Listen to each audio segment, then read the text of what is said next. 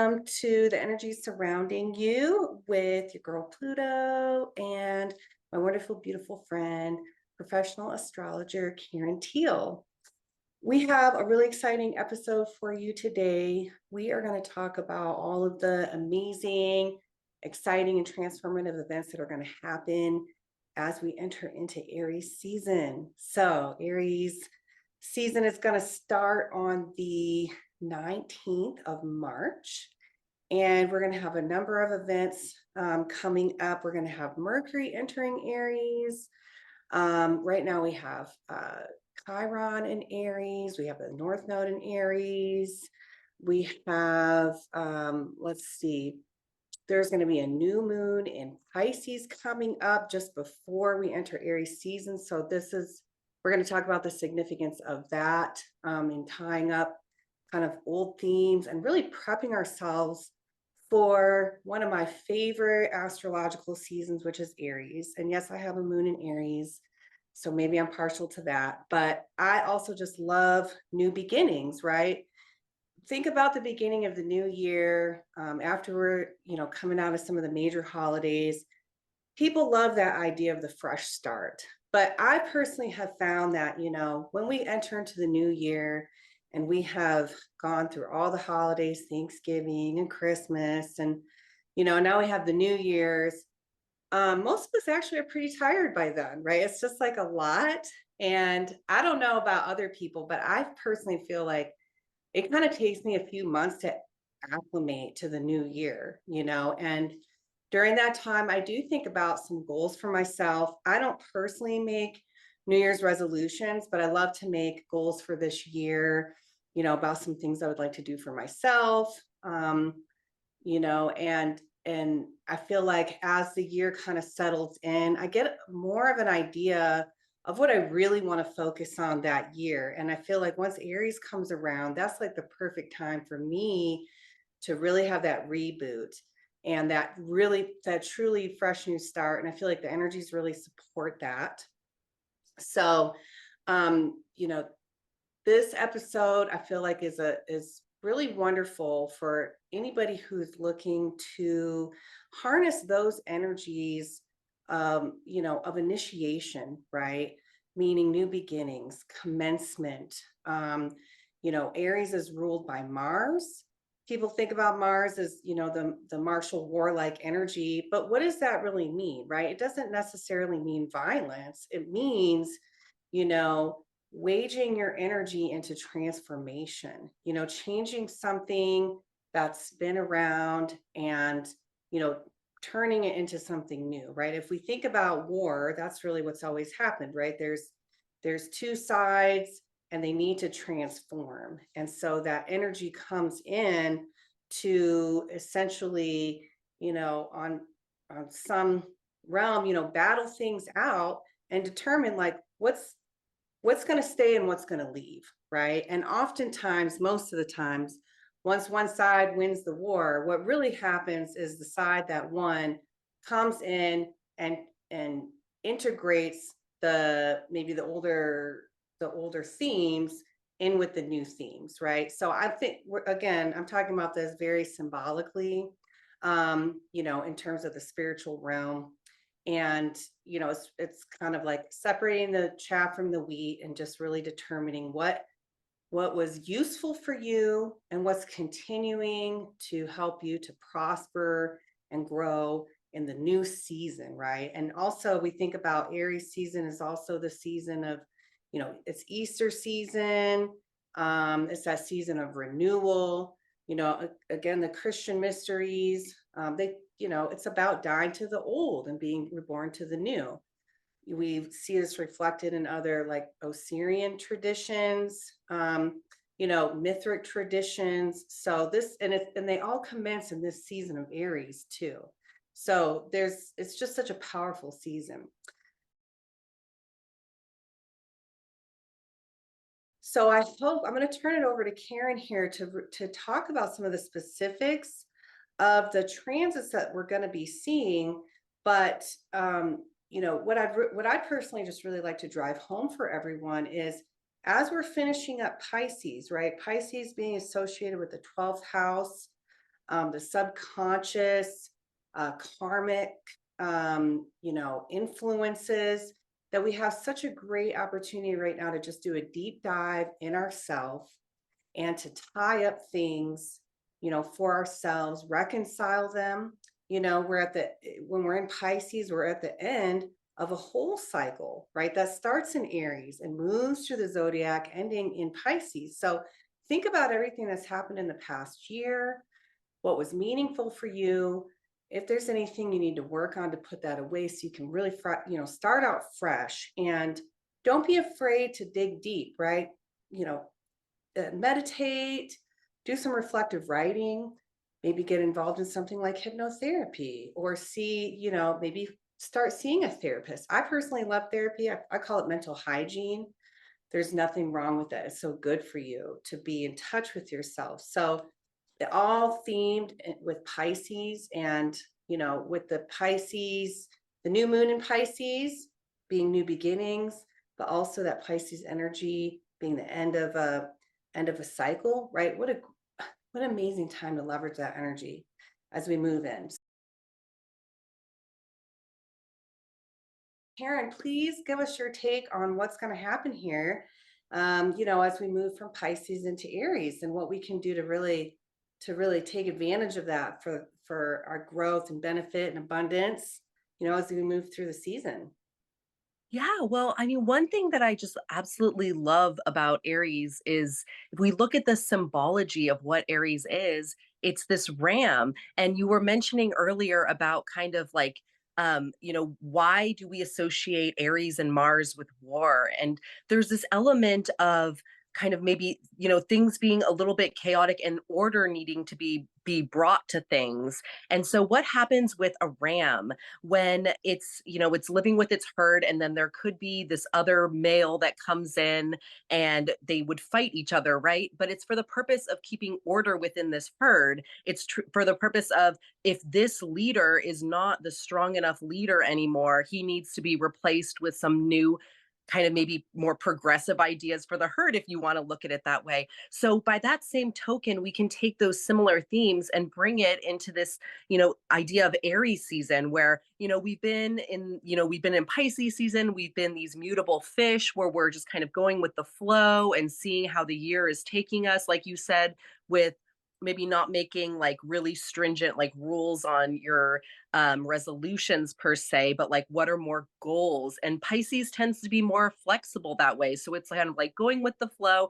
But now we're getting into this astrological new year where it's Aries season, and there starts to be maybe more motivation that starts bubbling up in our waters, and we start, the weather starts getting a little warmer, we're not trying to hibernate anymore, and we're getting into this energy of having like new ideas, being motivated, sparks of creativity, wanting to be more active and get out, and all of those have to do with Aries too. But it also can be, where what might we need to kind of start putting things more into order to some degree too. So is there some things that haven't been working that we've realized during Pisces season? Maybe something that we've been letting kind of run our life, like maybe this older leader of our Aries herd, if you will, our the ram in our herd.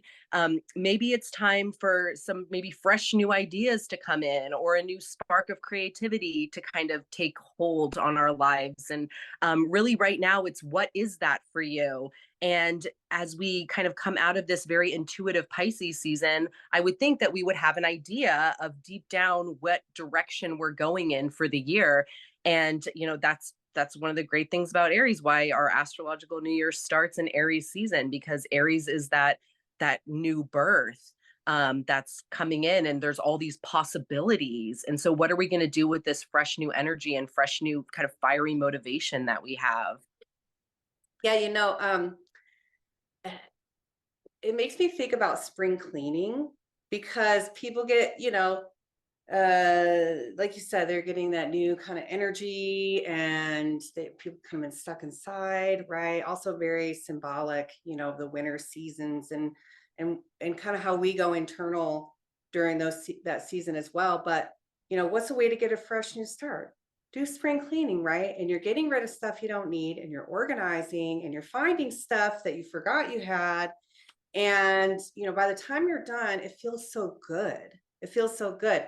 And that's just like an external reflection of what I feel like what we can be doing right now internally, doing a spring clean, getting in there during that Pisces Aries transition and just cleaning it all out and getting ourselves ready, and then preparing ourselves for, the leader of our inner clan, essentially, right? Because I just love the symbolism of this, the idea that, as we transform, there's almost like a different, more elevated aspect of us that becomes the new king of our kingdom, the new ruler of our lands. I look at everything internally as like our internal landscape is our kingdom, it's our lands, and we are the ruler of them. And we're only responsible for our lands, right? So, what do we need to do to be the best leader for our lands? And sometimes that means transforming and letting a new leader come in. So, I love that. That's awesome. Yeah. And even if it's just like an aspect of yourself that's being transformed, and kind of just to segue into some of our topics, like what is one of the, themes of Aries this month is Mercury going into Aries. So there is going to be kind of this overlying theme of the month of, how are we speaking to each other and to ourselves. Mercury in Aries can be quite forceful in the way that it speaks. It can be kind of impulsive in the way that it speaks. There are times in our lives where we require that kind of energy. Maybe in a boardroom type situation, maybe if you're in a need to really stand up for yourself. That's one thing as we transform from Pisces to Aries. Pisces is not that great for standing up for themselves. As Pisces myself with 4 planets in Pisces, we would much rather just run away and avoid the situation altogether. That's not how Aries works. Aries is going to turn around and charge straight at you. So, you know, we could be in a period of our lives where this type of energy is needed, and we're not going to want to use this energy to go tell people to go f themselves or whatever. you know what situations in your life is it going to be called for you to harness this energy and use it to your advantage, to project you forward in your career, to project you, maybe you need to speak up in a relationship where you've been taken advantage of. And so Mercury and Aries, not only would the energy be ripe to do these things, but you could feel an urge because that energy would be very strong.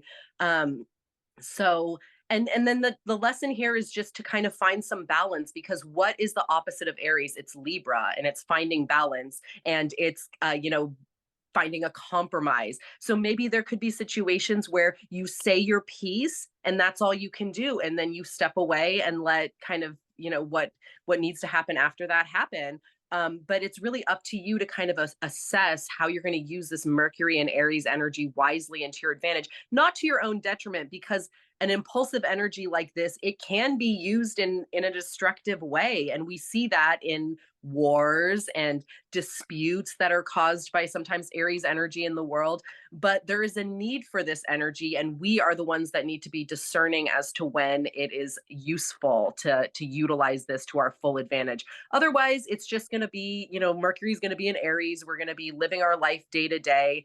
Sometimes you might feel it more than others, but just know that if you've been thinking of speaking up, thinking of standing up for yourself, thinking of taking a leadership role, starting a new creative project, um, you know, there would be some good energy for you to do that in this month.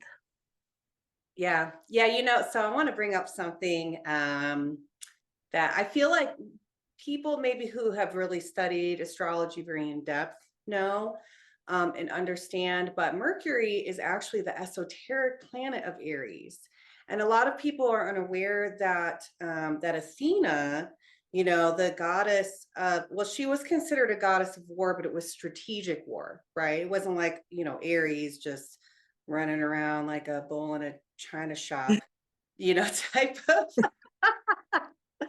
type of war.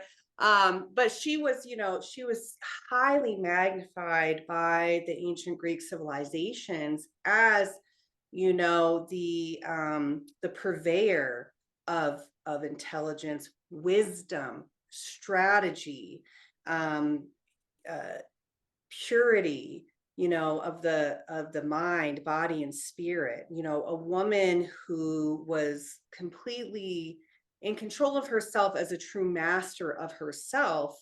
And and and so there was that melding of that martial energy with that mercurial energy together, to bring forth true wisdom, which I feel like is incredibly compelling because it shows the impact of the discriminating, as the word that you use, the discriminating mind on a energy, on a martial energy being expressed in Aries, in the, through the symbolism of the ram, right?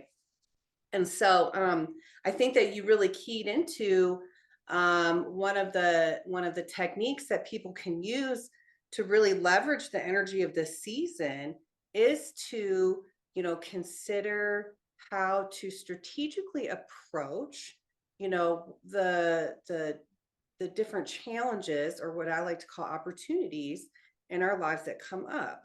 And you were speaking about, people maybe having impulses to speak up for themselves, especially maybe when trying to change things at work or in relationships. So, for the audience out there, definitely look at your natal chart and see what's associated with Aries. What house is Aries associated with? That'll tell you what kind of themes you really will be experiencing during this season as Mercury moves through Aries, and help you to kind of reflect on that. If Aries is associated with your seventh house, for example, you may really be start to experience a lot of movement forward in your significant relationships. Maybe you've been in a relationship for a while, and it's just kind of been a little tepid. You might feel that it's, hey, it's time to shit or get off the pot. Pardon my French, but let's be real, okay? Just say to your partner, hey, look, I love you. Do you want to do this or not? That's a kind of example of how the Mercury and Aries energy may come together in something like the seventh house. Or, with the second house, how that's associated with earned income. Maybe you feel like it's your time to find your voice, to ask for a raise, but using Mercury as a strategy to think about going to your management and telling them why you deserve that raise. You have value. A lot of people, I'm a big advocate for this when it comes to people's career movements. You have to be an advocate for yourself. There's no one else that's going to do it. And I hate to tell people, but the bosses aren't sitting there taking notes about your good actions and saying, yeah, no, you deserve a raise. Maybe eventually at some point they'll say, okay, I think maybe you deserve a raise, because they realize there comes a rational point where they have to do that for you. But if you really want to keep moving up, you have to advocate for yourself, and you have to keep that list. So, this might be that time for you. But the point is that you're using your mind strategically, your greater wisdom, right?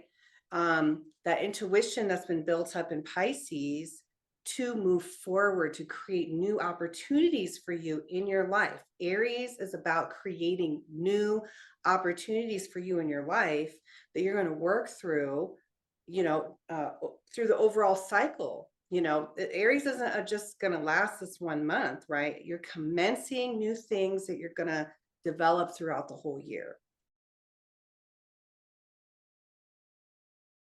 Yeah, so we have had Chiron in Aries for quite a while, and we did even have it, I think, conjunct the North Node for a while. But since all these planets and celestial bodies move at different paces, and so they've since moved a little bit of ways away from each other. But when I'm doing like a natal chart reading, and I see someone who has Chiron and Aries natally in their chart, one of the first things that comes to mind is that there could be a wounding with witnessing people fighting when they're younger. A lot of times, your Chiron is stuff that happens to you in early childhood, but not always. I have seen some people's Chirons, kind of activate, if you will, when they're older. But in a lot of cases, Chiron and Aries is going to pertain to, you know, being uncomfortable with fighting, witnessing fighting to some degree. If we look at kind of, I don't want to get too much into current events or stuff, but there is a theme of, fighting that, has been going on for quite a while. And it's kind of old wounds resurfacing, almost like either reopening a wound, pouring salt in a wound. So those people who have Chiron in Aries natally, it could feel like that during this time to have Chiron going through Aries in a transiting sense. So one thing that we kind of, we mentioned earlier that we need to be aware of is, how do we speak to people? How are we accepting being spoken to? Um, themes, also how do we deal with our anger? Everyone deals with it differently, everyone processes it differently. What makes you angry? And anger is never an emotion that is just anger, right? They say that it comes from something else. It comes from frustration. It comes from disappointment, grief. The list could go on for where it comes from. But when Chiron's going through Aries, depending on what house it's in for you, kind of an overall theme would be, how do I process my anger? What is the core of it? Is it events in my life? Is it relationships? What triggers it? And, even though other people can trigger us, ultimately we're responsible for our own triggers. And so, when that is happening, it's kind of this heightened awareness. Just like an old wound, if it gets reopened, it's going to be painful. It's going to hurt. It's going to draw your attention to it. It might bleed. And that almost it as we explore these themes, it could feel that way, but it's for the purpose of closing that wound up for good, as much as that can mean for you, because some wounds can never really be closed up for good. But how can I get to a point where I can be okay with these themes that we're exploring, how I process my anger, how I deal with fighting or disputes, but also the idea of Chiron is to create something new. So, how do we take these things that are hard and turn them into spark of something new, a creative project? Aries has a lot to do with being active, or do you need to, when you're feeling this way, go for a run or do some yoga, do something active, go for a swim, or maybe write, craft, create, sew, crochet? What do you do? Because this energy has to go somewhere. And if it doesn't go somewhere, you hold it within you. And, it does over time can make you sick. So, and I'm obviously not a doctor, but I will just say that it does feel so much better to kind of release these things. As we come from Pisces into Aries, Pisces has a lot to do with release, because what is Pisces? It's this spiritual realm. You're releasing from your body when you go into Pisces, and you're going into this kind of spirit ethereal form. But now we're being rebirthed back into Aries, where we're going into a body again.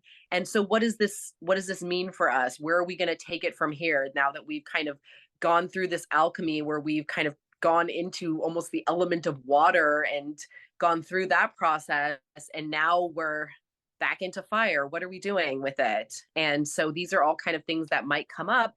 And Aries is not the easiest themes to deal with, but they come up right at the beginning of the astrological year. And why? Because we're going to process these things, and it's going to actually teach us things that are going to help us for the rest of this cycle as we move our way back to Pisces.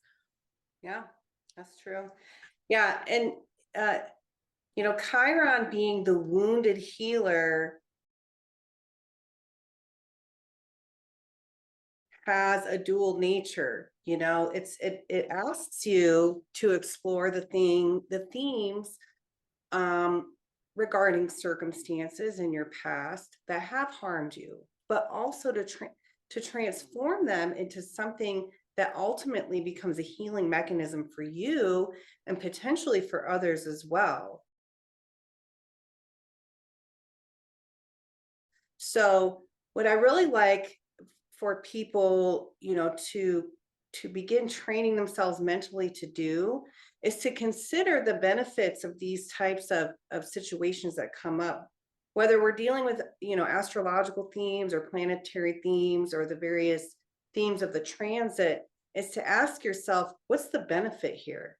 What is it that I can use, about these transits or these energies to make me, my most powerful, pure, potent version that I can be? That's the whole reason these kind of transformative processes exist. They don't exist so you can just sit there and be, pummeled by life circumstances. No, they're there so you can claim them, right? We never make real strides in life, as humans until we're put under some kind of fire, right? And it's that's why it's called the fire of transformation. We just when everything is good and we're chill, and yes, we all deserve to have, totally chill times. We got to get some R&R and enjoy the blessings of life. But, when stuff comes up, the purpose is there for you to utilize that process, right? We're not just puppets wandering around while someone is pulling the strings, right? We are the masters of our own destiny, and these energies are there to help us claim our destiny. And before we move on, I do want to say something about you know, stress and trauma that you mentioned, how it makes you sick. Okay. I am a doctor. I'm not an MD, but I do have a PhD in bioengineering. And I can tell you, as somebody who's specialized in cardiovascular disease, that stress is the number one killer. Stress causes most of the debilitating issues that we experience as human beings, especially in the West, right? In developed nations, I'll say that it's stress, right? And that stress can come from acute stress that you're experiencing at work or in relationships or whatever you put on yourself. Or it can come from past traumas, right? But they see that stress sees itself in your body. And on top of it, it causes I should say, it may cause you to engage in habits that are not healthy for you, eating unhealthily, checking out, and just, doing things where you're not in touch with yourself and other people, and being lackadaisical, or maybe even engaging in dangerous activities, right? We all deal with stress in different ways. So this is another way in which you can utilize Chiron, the wounded healer, to help you move past that, to heal, not just emotionally and mentally, but also physically. And then possibly, be a person who inspires others to do the same. So that's why I love Chiron. I love talking about Chiron because the benefits of working with that energy are just so huge as far as I'm concerned. So thank you for that. Do have the day after Mercury goes into Aries, we have the new moon in Pisces right afterwards. And so as we're kind of segueing into this Aries type energy of new beginnings and how are we going to grow this year, um, we are still kind of going to revisit this Piscean theme in a new moon form. And then later at the end of the month, we actually are going to be starting the eclipse season for the year. So we're going to have an eclipse at the end of the month, which we can definitely do another talk about because that's going to be very significant. So, I mean, arguably, this is kind of this moon event that is happening right before we have the start of all these eclipses that are going to happen. So what does a new moon in Pisces mean? So, if a new moon implies something new, right? And so that kind of goes along with these Aries themes that we're talking about. But Pisces, as we know, is at the end of the zodiac, and Pisces can be a lot about kind of finishing things up. And there's also a lot of like healing involved with Pisces, as with the sign of Virgo, too. That kind of duality, you do see a lot of healing because Virgo's like healing the physical body. Pisces has a lot to do with healing the spiritual body. So with this new moon, you could want to start something new, maybe having to do with Pisces. So maybe you want to start a new way of healing yourself spiritually. And that can mean a lot of different things. What are you drawn to? Are you drawn to meditation, yoga, acupuncture, any of those things as we go into Aries season would be good if they're active, but also healing you on a spiritual level too is going to be important too. And utilizing that Aries proactiveness towards this, because, you can heal every other house in your chart, starting from the first through the 11th. And then sometimes people just don't really want to deal with the 12th. And why? Because the 12th is all that stuff that maybe we don't necessarily want to face about ourselves. How do we self sabotage? How do we put ourselves in situations that self imprison? That's why the 12th house in Pisces rules institutions, prisons, things like that. And not in like a bad sense, but in a rehabilitation sense. If our choices have led us to a place that need healing, or circumstances, because it's not always our choices, sometimes it's circumstances beyond our control, um, kind of put us into that Piscean place, throw us into the waters of Pisces. How do we heal? And sometimes it can imply, taking a little bit of a retreat on that. If you feel that new moon in Pisces energies makes you want to kind of go inward, that would be really favored for, I would think. But there's a potential for new insights. So, around this time, listening to your intuition, what is your body telling you? What is your, higher self telling you? All of these things could bring you to maybe the ideas that all this Aries energy that's coming up is going to kind of propel you forward. So, it could be an opportunity to go inward, look at ourselves, and then it's almost like kind of going into an egg and then kind of hatching out as this Aries season comes, birthing. And then you can do what Aries does best, which is to just barrel in without any knowledge, wanting to be first, but in the best way, because they're the initiators. They're the ones who are the scouts who go in and are unafraid, or really brave is a better word, to go into situations and scope them out and kind of report back. So you're almost kind of doing this for yourself. Hopefully that made sense. That's kind of where my brain was going for that. But I really think that the new moon in Pisces is just going to be a really nice kind of dreamy energy that you can use to utilize your dreams if you want to. One thing I'd like to suggest to the audience, who wants to directly work with that energy in the new moon is, set up some space for yourself. If you don't have an altar or something at home, uh, maybe create one for yourself. It doesn't have to be big, or just a sacred space, right?